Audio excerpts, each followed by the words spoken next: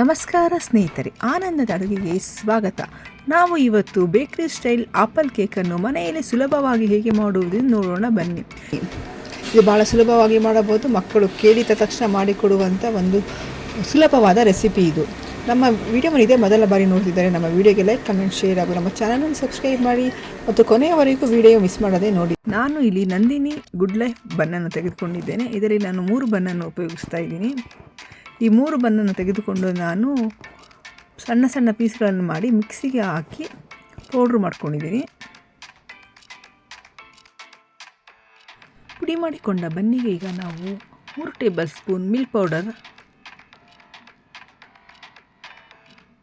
ಮತ್ತು 2 table spoon kho kho ಪೌಡರನ್ನು ಹಾಕಿ ಮತ್ತು ಎಲ್ಲವನ್ನು ಮಿಕ್ಸ್ ಮಾಡ್ಕೊಂಡು ಬರ್ತೀವಿ. ಈಗ ಮಿಕ್ಸ್ ಮಾಡ್ಕೊಂಡು ಬಂದು ಈಗ ಅದನ್ನು ಪ್ಲೇಟಿಗೆ ಹಾಕ್ಕೊಳ್ತಾ ಇದ್ದೀವಿ. ಈಗ ಪ್ಯಾನ್ಗೆ ಅರ್ಧ ಕಪ್ ಸಕ್ಕರೆ ಹಾಕಿ ಅರ್ಧ ಕಪ್ ನೀರು ಹಾಕಿ ಸಕ್ಕರೆ ಕರಗುವವರು ಕಾದು ಈಗ ಅದಕ್ಕೆ ನಾವು ಡೆಸಿಕೇಟೆಡ್ ಕೋಕೋನಟ್ ಪೌಡ್ರ್ ಹಾಕ್ತಾಯಿದ್ದೀನಿ. ಅದಿಲ್ಲ ಅಂದರೆ ಕೊಬ್ಬರಿ ತುರಿನ ಸಹ ಹಾಕ್ಬೋದು. ಆ ತುಪ್ಪ ಹಾಕಿ ಚೆನ್ನಾಗಿ ಮಿಕ್ಸ್ ಮಾಡಿ.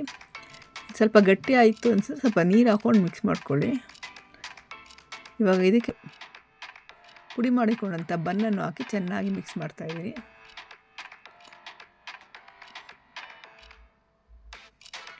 ಮಿಕ್ಸ್ ಆದಮೇಲೆ ಈ ಥರ ಹದಕ್ಕೆ ಬರುತ್ತೆ. ಅದನ್ನು ಚೆನ್ನಾಗಿ ಮಿಕ್ಸ್ ಮಾಡ್ಕೊಳ್ಬೇಕು. ಮತ್ತು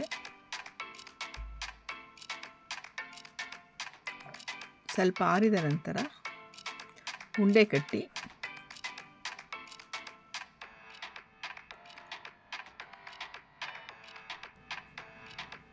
ಡೆಸಿಕೇಟೆಡ್ ಕೋಕೋನಟ್ಟಲ್ಲಿ ಉರುಳಿಸಿ ತೆಗೆದರೆ ಬೇಕರಿ ಸ್ಟೈಲ್ ಆಪಲ್ ಕೇಕ್ ಮನೆಯಲ್ಲೇ ಸುಲಭವಾಗಿ ಸಿದ್ಧವಾಗಿದೆ.